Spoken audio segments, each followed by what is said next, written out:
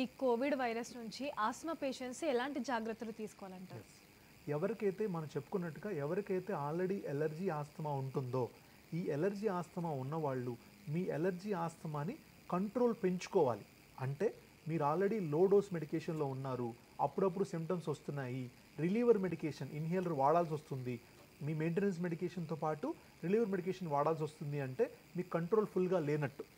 అంటే మీ ఆస్తమాని 100% కంట్రోల్లో ఉంచుకుంటే ఈ ఇన్ఫెక్షన్స్ ఏవైతే ఉన్నాయో అవి రెస్పిరేటరీ ఇన్ఫెక్షన్ అవ్వచ్చు, బ్యాక్టీరియల్ ఇన్ఫెక్షన్ అవ్వచ్చు, వేరే ఇన్ఫెక్షన్ అవ్వచ్చు, ఈ ఇన్ఫెక్షన్ అనేది మీకు వచ్చే ఛాన్స్ చాలా తక్కువ. సో అందుకని ఎలర్జీ ఆస్తమా ఉన్న వాళ్ళు కానీ ఎలర్జిక్ బ్రాంకైటిస్ ఉన్న వాళ్ళు కానీ మీ రొటీన్ కన్సల్టేషన్ ఎవరి దగ్గరికి అయితే వెళ్తారో మళ్ళీ డాక్టర్ దగ్గరికి పల్మనాలజిస్ట్ దగ్గరికి వెళ్ళి ఈ కంట్రోల్ అనేది మోర్ ఫర్మ్గా ఉంటే మీకు ఈ సీజనల్ రెస్పిరేటరీ ఇన్ఫెక్షన్స్ కానీ కోవిడ్ JN9 వేరియంట్ కానీ వచ్చే అవకాశము చాలా తక్కువగా ఉంటుంది. సో డాక్టర్ గారు, JN1 కోవిడ్ కరోనా వైరస్కి ప్రస్తుతం ఏవైనా చికిత్సలు అందుబాటులో ఉన్నాయా? మనం ఆల్రెడీ చెప్పుకున్నట్టుగా ఏ సింపుల్ రెస్పిరేటరీ వైరస్ ఇన్ఫెక్షన్కి ట్రీట్మెంట్ ఉంటుందో అదే ఇప్పుడు మనం JN1 వేరియంట్కి ఫాలో అవుతున్నామండి.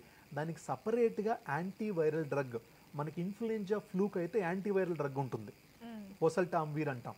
అలాగా యాంటీవైరల్ డ్రగ్ అనేది కోవిడ్కి కానీ కోవిడ్ JN1 వేరియంట్ కానీ ప్రజెంట్ అయితే లేదండి యాజ్ ఆన్ డేట్.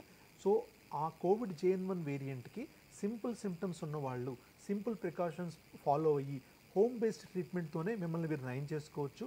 ఎవరికైతే complex symptoms high grade fever ఉంటుందో, సాచురేషన్స్ కొంచెం 95 కన్నా లెస్గా ఉంటాయో, రెస్పిరేటరీ రేట్ అంటే ఆయాస పడుతున్నారు వాళ్ళు కానీ, ఎవరికైతే షుగర్ అన్కంట్రోల్డ్ షుగర్ ఉంటుందో, old age more than 60 years ఉంటాయి, అలాంటి వాళ్ళలో గనక కాఫ్ కోల్డ్ కానీ ఫీవర్ సిమ్టమ్స్ ఉంటే సింపుల్గా తీసుకోవద్దండి.